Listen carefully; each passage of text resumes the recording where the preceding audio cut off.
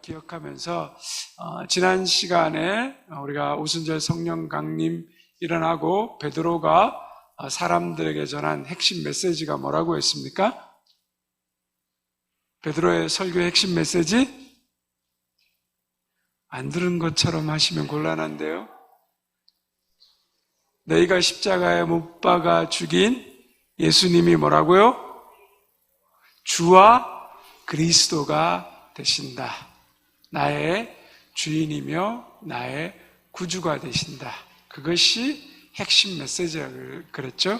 예수님이 죽음으로 끝나지 않고 저주받은 자로 이 세상 가운데 삶이 마감된 것이 아니라 부활하심으로 말미암아 그 예수님이 우리 인생의 주인이시며 그리스도, 메시아, 우리에게 약속된 구원자, 구주가 되신다라고 말씀드렸습니다. 그러면서 그 메시지를 들은 사람들이 어떻게 한다고요? 오늘 우리 권사님 기도하신 것처럼 뭐죠? 회개했다 그랬죠. 회개가 뭐라고 그랬습니까? 두 가지 의미가 있다 그랬죠. 뭐라고요? 첫 번째, 회개가 마음의 변화. 단순한 깨달음이 아니라 마음속에 깊은 처절한 자신의 삶을 돌아보는 돌이킴이 있는 것이다. 그런데 마음만 돌이키는 게 아니라 회개에는 반드시 뭐가 포함된다고요? 행동의 변화가 따라야 된다. 그래서 참된 회개라는 건 행동의 변화다. 자, 그래서 성령 충만한 초대교회의 모습이 어떻게 드러난다고 했어요? 자기 중심적으로 살아가던, 자신이 주인 되어 자기 이익만을 향해서 살아가던 사람들이 어떻게 됐다고요? 자기의 것을 나누고 베푸는 삶을 사는 사랑의 삶의 공동체의 모습으로 드러났다. 그래서 오순절 성령 강림의 가장 큰 역사를 사도행전 교회가 하나님께서 주시는 약속한 성령으로 인해서 회개의 변화를 통하여서 마음과 변화되었다. 그래서 성령 충만한 사람의 가장 큰 증거는 뭐라고요? 우리의 삶에 사랑의 열매가 맺히는 거라고 말씀드렸습니다. 자, 그러면서 처음 초대교회가 갑작스럽게 베드로가 설교하고 나자 몇천 명이 회개합니까? 3천 명이 회심했어요. 그 뒤에 또 한 번 더 설교하니까 몇천 명이요? 5천 명이 회심했다 그래요. 엄청난 숫자의 사람들이 회심했습니다. 그리고 그 사람들이 변화되고 교회 공동체로 들어왔어요. 더군다나 전 세계 각지에서 성경에 나와 있는 대로 아시아, 아프리카, 유럽에서 온 사람들이 유월절을 지키러 왔다가 예수 그리스도의 복음을 듣게 되면서 자신들의 삶이 변화되고 회심하게 되었어요. 그러면서 본국으로 돌아가지 않고 예루살렘에서 더 머물면서 사도들을 통하여서 복음 듣기를 원했어요. 자, 우리가 여행을 하면 어떻게 합니까? 여행하면 우리가 만약에 3박 4일 여행을 간다 혹은 2주간 여행을 간다 그러면 여러분 어떻게 여행 계획을 세우세요? 3일에 맞는 혹은 2주에 맞는 뭐죠? 짐을 꾸리게 되죠. 그리고 거기에 맞는 뭐죠? 재정을 가지고 움직이잖아요. 우리가 뭐 지금은 카드도 있고 뭐 여러 가지 수단이 있어서 내가 꼭 준비한 만큼 돈을 안 들고 가더라도 더 찾을 수 있지만 과거에는 어땠습니까? 더 많은 돈을 들고 다니다가 잃어버릴 수도 있고 도둑 맞을 수도 있고 강도를 당할 수도 있기 때문에 조금의 여유분만을 더 가지고 여행하게 된단 말이죠. 그래서 오순절날 예루살렘으로 순례로 오는 사람들이 한 2주 혹은 3주, 한 달의 여정을 잡고 예루살렘에 도착했다면 한 달이 지났음에도 불구하고 어때요? 성령의 머물면서 예수님에 대한 복음 듣기를 생각하고 그리고 그곳에 더 남아있으면 여행 경비가 어떻게 됩니까? 다 떨어지는 거죠. 근데 사람들은 복음의 그 성령의 충만함을 통하여서 회개하게 되고 열정으로 복음을 듣기를 원한단 말이죠. 그럼 이 수많이 유입된 사람들을 어떻게 해야 됩니까? 누군가는 뭐죠? 그들을 돌보고 그리고 그들에게 먹을 것을 제공하고 그들이 그곳에 남아서 복음을 들을 수 있도록 만들어 줘야 되잖아요. 그래서 그 수많은 사람들을 복음을 들을 수 있도록 만들어주는 사역이 어떻게 돼요? 사도행전 2장 43절과 45절, 4장 32절입니다. 한번 같이 읽어보도록 하겠습니다. 시작. 사람마다 두려워하는데 사도들로 인하여 기사와 표적이 많이 나타나니 믿는 사람이 다 함께 있어 모든 물건을 서로 통용하고 또 재산과 소유를 파와 각 사람의 필요를 따라 나눠주고 4장 32절입니다. 믿는 무리가 한 마음과 한 뜻이 되어 모든 물건을 서로 통용하고 자기 재물을 조금이라도 자기의 것이라 하는 이가 하나도 없더라. 자, 갑자기 불어난 회심한 성도들을 먹이고 입히고 재우기 위해서 기존에 있던 성도들이 어떻게 합니까? 자신의 것을 뭐죠? 재산을 팔아서 내놓았다는 거예요. 그리고 그들을 돌보았다는 거죠. 하나님의 은혜의 역사가 임하고 성령이 충만하면서 그들도 자신의 것을 내놓았습니다. 교회가 막 처음 시작될 때 이 강력한 성령의 충만한 역사의 모습을 사도행전에서 드러내고 있는 거죠. 그래서 초대교회의 이 모습이 교회의 원형이라고 학자들이 다 이야기하는 거죠. 그래서 많은 사람들이 어떻게 해야 돼요? 교회가 개혁돼야 되고 변해야 된다 그러면 어디로 돌아가자 그래요? 초대교회로 돌아가자라는 거예요. 성령이 충만했고 기사와 표적이 나타나고 사람들이 회개하고 변화됨으로 말미암아 자기 것을 나누고 베푸는 모습을 우리가 보게 되는 거죠. 그런데 우리가 한 가지 질문이 생기게 된단 말이죠. 우리가 이 초대교회를 굉장히 좋아하고 어떤 변화와 개혁을 외치면 초대교회의 모습으로 돌아가자고 하는데 우리가 지금 보았던 이 유무상통의 삶의 모습이 어떻게 됩니까? 그러면 계속해서 교회 내에 남아 있어야 될 것 같은데 사도행전 4장이 딱 지나고 나면 더 이상 그러한 모습에 대해서 자세하게 드러나지 않습니다. 명목은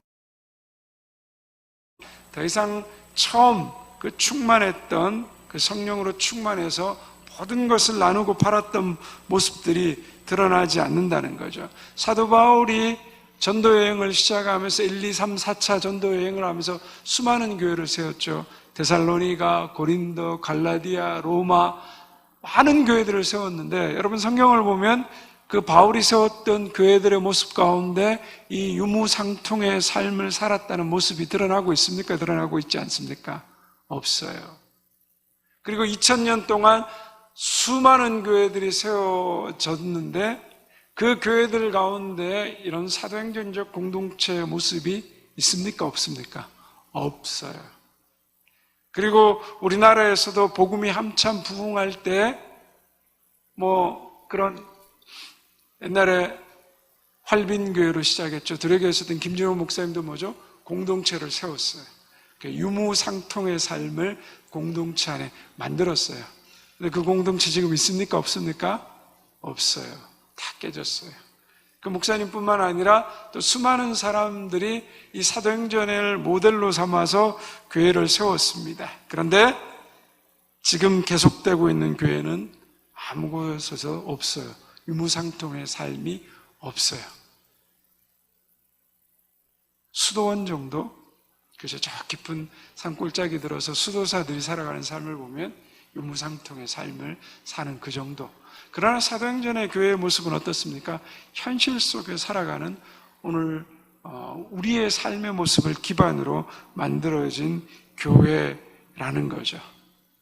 그러면 왜 이 초대교회 요 시대에만 이 유무상통의 삶이 있고 지금 시대에는 다 사라져 버렸을까? 여러 가지로 이야기할 수도 있고 또 많은 학자들이 이런저런 이야기들을 추정하지만 이 초대교회 유무상통의 삶이 가능했던 가장 큰 이유 중에 하나를 많은 학자들이 공통적으로 얘기하는 것이 뭐냐 그러면 종말 신앙에서 찾는다는 거죠. 여러분 거기 교재 보시면 첫 번째 초대교회 유무상통의 삶 설명이 있죠. 같이 한번 읽어볼까요? 시작. 초대교회의 갑작스러운 부흥은 교회의 큰 변화를 불러일으켰다. 유무상통의 삶이 일어났다. 유무상통이 가능했던 이유를 종말 신앙에서 찾는다. 초기 그리스도인들은 임박한 주님의 재림을 믿었다. 말이 도래한다. 즉 세상이 끝난다고 믿었던 것이다.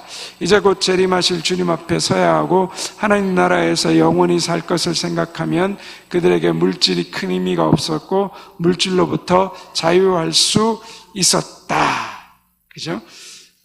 종말 신앙에 굉장히 임박한 종말을 기다리고 있었다. 예수님이 승천하시면서도 너희가 본 대로 그대로 올 것이다 그러고 내가 아버지의 집에 너희 집을 예비하러 간다, 너에게 다시 돌아온다라는 이런 이야기들을 들으면서 사람들의 마음속에는 주님이 곧 오실 거다. 그리고 초대교회 성경에 베드로전서나 데살로니가서도 보면 뭐죠? 굉장한 종말에 대한 이야기들로 가득 차 있었습니다. 그래서 사람들 생각에는 주님이 그때와 시기는 아버지만이 아신다고 했지만 종말이 곧 임박하게 임할 걸로 생각했다는 거죠. 자, 바로 내가 언제일지 모르지만 주님이 올라가신 대로 내가 바로 오실 것을 볼 수 있다라고 생각하면 종말이 바로 내 눈앞에 올 거라고 생각하면 여러분 어떻게 합니까? 내가 가진 뭐죠?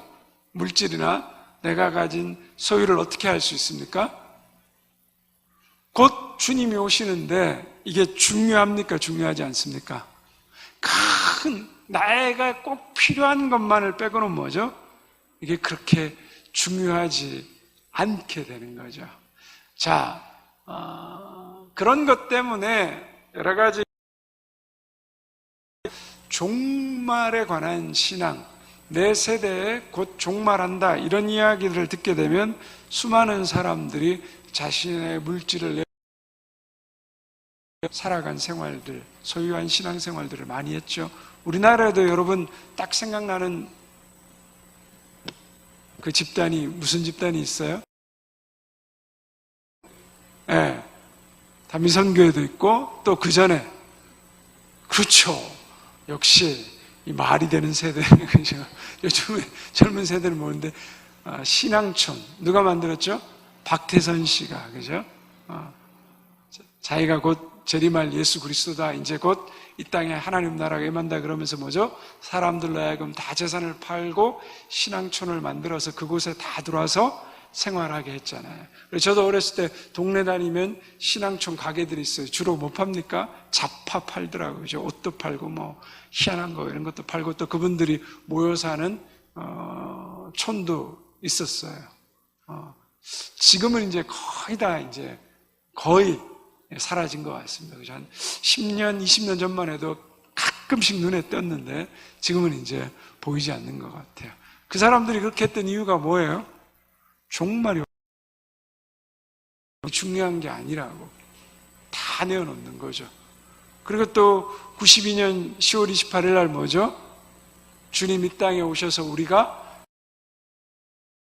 이를 필두로 성경의 예언들, 아이들의 예언들, 그래서 그 책 한 번씩 다 읽어보지 않으셨나요? 다가올 미래를 준비하라.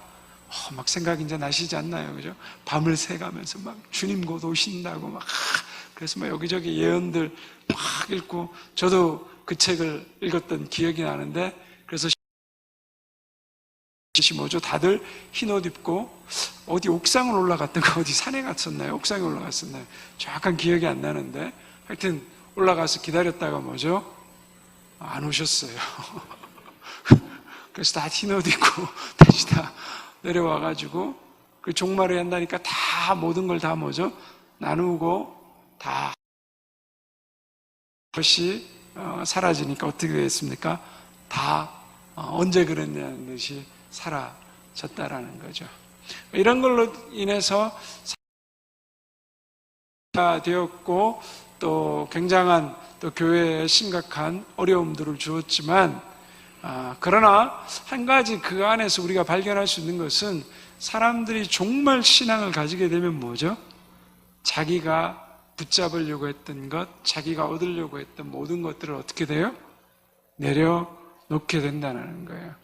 지금 우리가 신천지가 저렇게 막 하는 것도 14만 4천 명, 이미 14만 4천 명이 넘었는데 자꾸 숫자를 이렇게 조작하고 만들고. 근데 그렇게 전도를 열심히 하는 이유 중에 하나가 뭐냐 그러면 주님이 오시는데 내가 그 14만 4천 명 전도하는 멤버의 핵심 구성원이 되면 그죠? 주님 옆에 서게 되는 영광을 얻는다는 거예요. 그래서 그런 종말적인 신앙 가운데 사람들을 세뇌하고 잘못된 거죠. 사람들이 열심을 내는 거예요. 마지막이 가까웠다는 거예요. 때가 되었다는 거예요. 그래서 이 종말 신앙이 신의 것을 내려놓고 포기하게 만드는 그런 일들이 있죠. 우리도 이제 뭐 우주적 종말에 관한 이야기들도 많이 하는데 우주적 종말 우리 개인의 뭐예요? 종말은 반드시 있습니다. 그것이 바로 우리의 죽음이죠. 교회에서는 종말 신앙을 강조하는데 뭐죠? 끝이 있다는 거예요. 큰 하나님의 역사가 지금 마지막 때로 종말을 향해 언제인지는 모르지만 중요한 것은 또 우주적 종말이 있고 또 한편으로 뭐죠? 우리 개인의 종말이 있는 거예요. 내 삶의 끝이 있다. 죽음 앞에 서 있다라고 생각하면 어떻게 됩니까? 내 삶을 다시 돌아보고 다시 생각하게 하고 내가 오늘 될까? 우리가 순간 가끔 생각지 못한 사고나 사건, 재난을 만나서 사람들이 죽는 모습들을 못한 시간에, 그죠? 얼마 전에도 우리 비행기, 공군 비행기 추락해서 죽잖아요.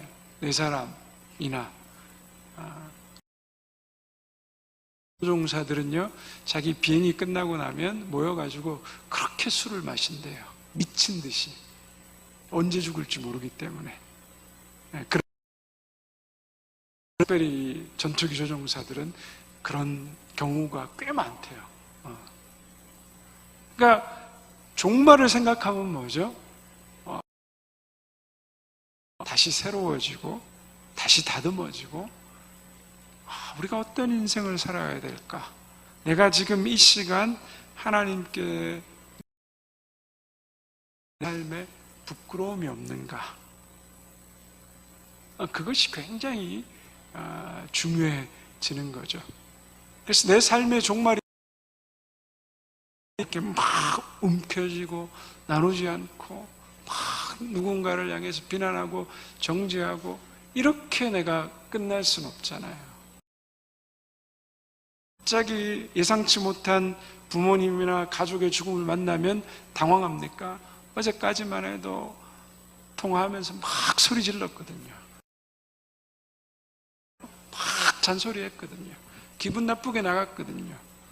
그래, 돌아오면 화해하고 다음에 좀 더 잘하지 생각했는데 뭐죠? 그 사람. 그게 우리 인생에 엄청난 큰 충격을 주는 거죠. 그리고 나의 삶이 또 그렇게 될 수 있다는 거죠. 그래서 우리 매일매일의 삶 하나님께서 나의 인생을 언제 불러가실지 모르기 때문에 내가 하나님 앞에서 매일매일 종말 신앙을 가지고 살아가는 것이 하다는 겁니다.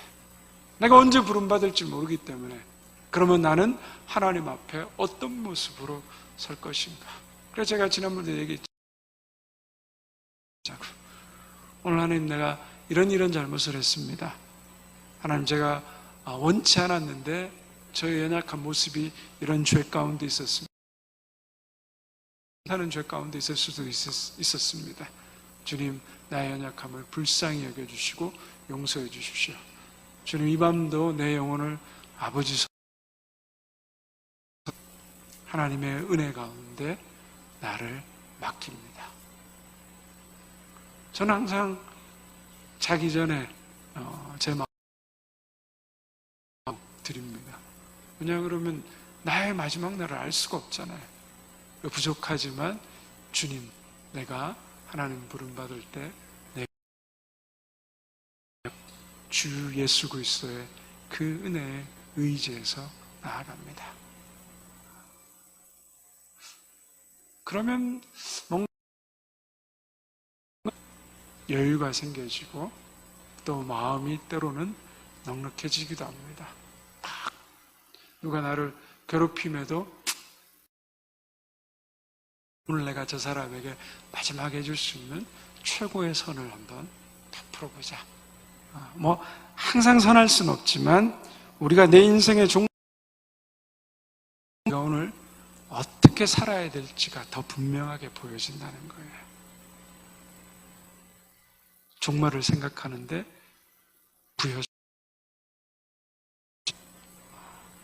불평하고 원망하고 그렇게 할 수는 없잖아요. 그래서 항상 오늘 내 삶의 마지막이라면, 늘 마지막으로 내 인생이 끝난다면 내가 이 사람과의 관계, 또 내가 가진 물질의 사용, 이거 어떻게 할 것인가.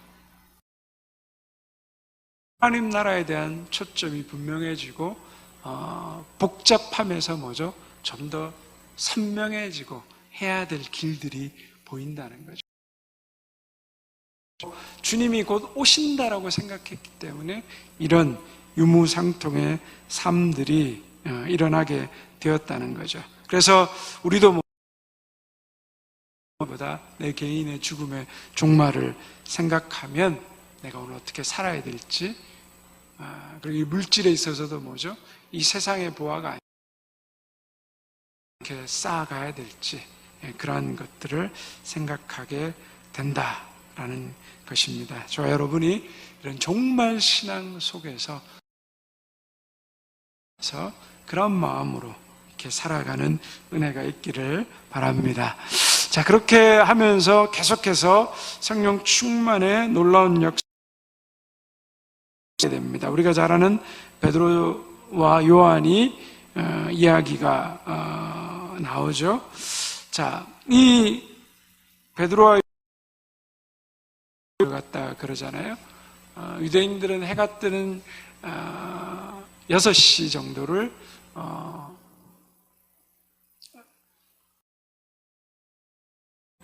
구시라 그러면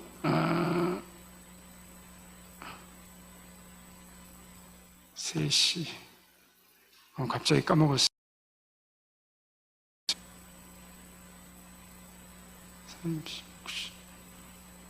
9시 오후 3시입니다. 예, 오후 3시. 자, 9시 정도라 하루에 정해진 시간을 가지고 한 3번 정도 기도하는 시간들이 있었는데 성전에 기도하러 올라갔습니다. 그런데 어디를 지나가 있다고 라고 이야기합니다. 뒤에 보면 여러분 그 미문에 대해서 이야기를 해놨죠. 한번 같이 예루살렘 성전에는 동서남북으로 문이 나 있었다. 미문의 정확한 위치는 확인되지 않았고 가장 유력하게 추정되는 미문의 위치다. 예루살렘 성전이 이렇게 사각으로, 여러분들 그 지난번 보시면 큰 게 있는데 동쪽에 미문이 있었다. 미문이란 말은 아름다운 문이라는 거죠. 그 문이 청동이나 금으로 그리고 동쪽에 나 있었다는 것은 예수님이 재림해서 들어오시는 문이 그러니까 사람들이 항상 그 아름다운 미문을 통해서 성전에 수많은 사람들이 들어가기를 원했다는 거죠. 그러니까 이 미문에 앉아 있어야 되는 거예요. 가장 많은 사람들이 출입하는 문에 해당되니까. 그래서 미문에 앉아서 뭐죠? 국어를 이야기하고 있습니다. 그런데 대부분의 사람들이 주님의 재림을 기억하고 그 아름답게 장식된 황금 장식된 그 문을 들어가지만 이 날 때부터 걷지 못하는 사람에게 그 미문의 의미는 어떤 것이었을까요? 그렇죠. 그리고 자신은 성전 안으로 들어갈 수 없는 사람이죠. 그래서 굉장히 대조적인 거예요. 그 문 앞에 가장 절망적인 상황, 성전 속에 들어갈 수 없는 날 때부터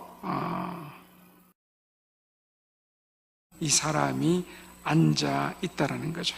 그래서 그에게 이 미문이라는 것은 뭐죠? 절망이고 고통의 문이 될 수밖에. 그런데 오순절 성령 강림 사건 후에 그 앞으로 누가 지나갑니까? 베드로와 요한이 지나가죠.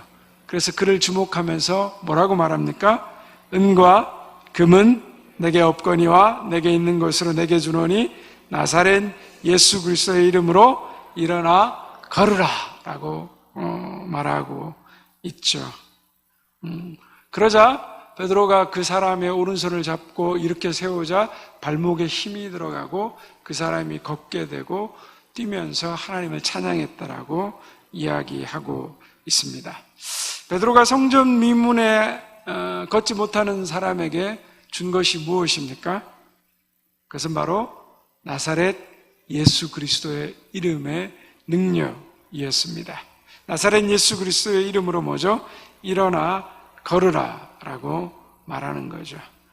베드로가 말로 명령해서 그 안전뱅이를 일으킨 것은 주로 예수님이 그렇게 하셨던 사역의 모습과 동일합니다. 그러나 베드로와 달리 이름을 빌어서 명령하지 않았죠.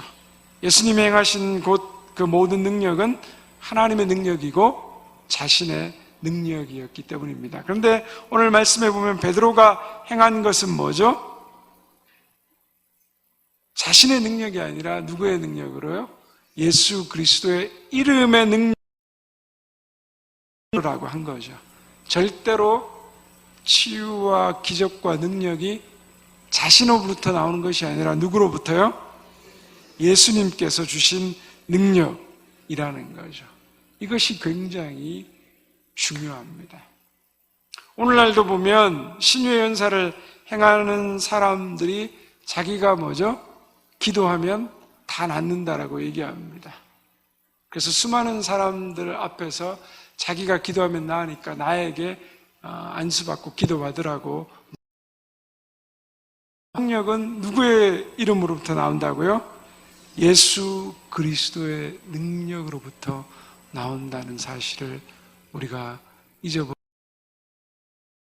가끔씩 저에게 기도받으러 오셔가지고 제가 안수기도 해드리는데 그럼 가끔씩 저한테 오셔서 그래요. 목사님 기도해 주셔서 나았다고요. 제가 듣고 놀라죠.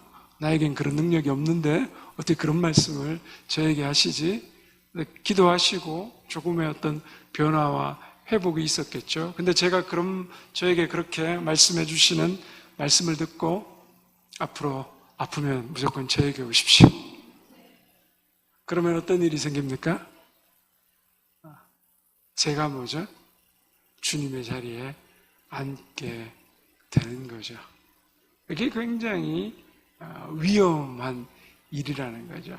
하나님이 은사를 주셔서 치유의 능력이 있을 수 있습니다. 그죠? 분명하죠. 근데 그 치유의 능력을 주는 것은 그 사람이 아니라 누구라고요? 예수 그리스도의 이름의 능력이라. 이 날 때부터 안진뱅이 된 사람이 베드로와 요한에게 영광을 돌렸습니까? 누구 이름을 찬미하고 영광을 돌렸어요? 예수 그리스도. 하나님의 이름을 찬미하고 영광 돌렸다라고 이야기하고 있는 겁니다. 자, 근데 이 나음을 받은 사람은 그 사실을 알았는데 옆에서 그것을 지켜보던 사람들은 어떻게 반응하냐는 거죠. 여러분 거기 말씀 가운데 사도행전 3장 11절과 12절, 16절의 말씀 같이 한번 읽어볼까요? 시작. 나은 사람이 베드로와 요한을 붙잡으니 모든 백성이 크게 놀라며 달려나아가 솔로몬의 행각이라 불리우는 것을 보고 백성에게 말하여 이스라엘 사람들아 이 일을 왜 놀랍게 여기느냐 우리 개인의 권능과 경건으로 이 사람을 걷게 한 것처럼 왜 우리를 주목하느냐 그 이름이 너희가 보고 아는 이 사람을 성하게 하였나니 예수로 말미암아 난 믿음이 너희 모든 사람 앞에서 이같이 완전히 낫게 하였느니라. 자, 사람들이 베드로와 요한이 병고치를 보고 나서 누구를 보았다고요? 베드로와 요한을 보았다는 거예요. 왜 우리를 주목하느냐라고 베드로가 사람들에게 반문하고 있습니다. 이단과 사이비를 비롯한 수많은 종교 지도자들이 어떻게 합니까?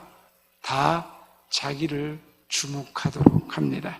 기적과 놀라운 또 이적이나 설교나 선교를 통해서 하는 일들이 많습니다. 그런데 그것을 추구하는데 잘 안 되다 보면 뭐죠?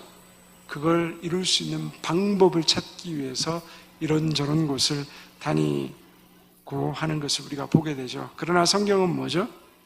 왜 우리를 주목하느냐 말하는 사람들. 사도행전 14장에 가면 이것과 똑같은 일이 일어납니다. 바울과 바나바가 루스드라는 곳에 전도하러 들어가 안전뱅이 사람을 만나게 됩니다. 바울이 그를 불쌍히 여겨서 예수 그리스도의 이름의 권세와 능력으로 그를 그러자 그곳에 있었던 수많은 사람들이 바울과 바나바가 아닙니다. 바나바가 제우스 헤르메스 신이다. 이렇게 해서 그들 앞에 제사하려고 했습니다. 그러자 바울과 바나바가 놀라서 그들이 제사해서 이러지 말라고 그들을 말리고 흩어보내는 이야기가 나옵니다. 왜 그렇습니까? 그 능력과 그 힘이 누구로부터 나온다고요? 예수 그리스도께로 나온다는 거예요. 된다는 거예요. 아무리 유창한 말, 아무리 좋은 말, 아무리 능력을 가져도 그 능력이 누구로부터 나온다. 근데 그 능력이 마치 자기 것인 양, 자기가 뭔가 대단한 일을 하는 것인 양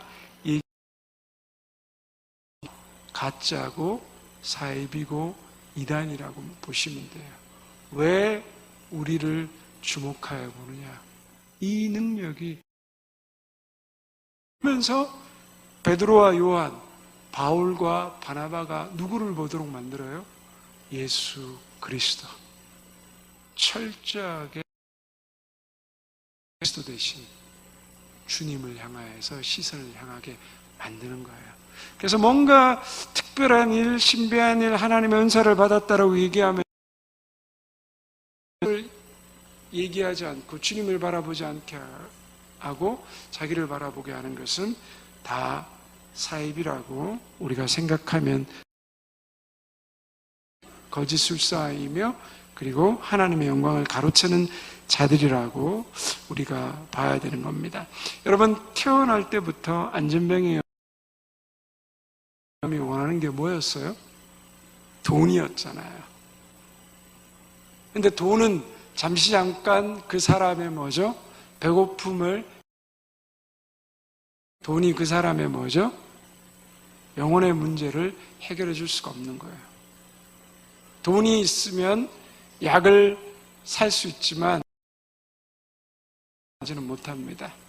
돈이 있으면 편리함을 가질 수 있지만 그 돈으로 행복을 사지 못합니다. 돈으로 내가 원하는 것을 가지고 영원한 생명을 살 수는 없다는 거예요.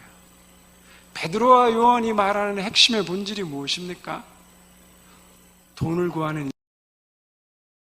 우리의 영원한 삶을 책임질 수 있는 예수 그리스도, 그분을 구하라는 거죠. 그리고 우리의 내가 아니라 철저하게 하나님께로부터 나온다는 것을 깨달으라는 겁니다. 그래서 우리 인생의 가장 근본적인 본질적인 예수 그리스도밖에 없다라는 것. 참 만족과 참 기쁨과 질에 있고 없음, 성공과 실패에 있는 것이 아니라 뭐죠? 예수 그리스도 안에서. 부에도 예수 그리스도,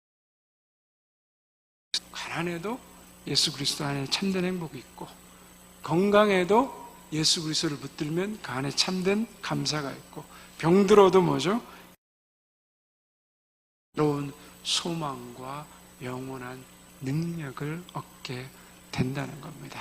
그래서 성경이 말하는 가장 중요한 그리스도라는 거예요. 우리 성도들이 이 세상에 줄 수 있는 게 뭡니까? 우리가 뭐 세상 사람들에게 돈을 주겠어요? 뭘 주겠어요? 우리가 예수 그리스도예요. 영원한 생명. 주님은 우리를 통하여서 우리에게 자신의 생명을 주셨던 것처럼 그리스도의 생명을 세상에 나누기를 원하고 계신다.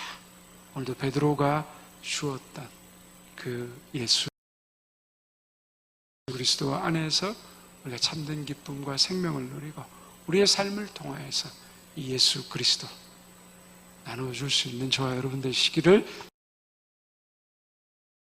기도하겠습니다. 하나님.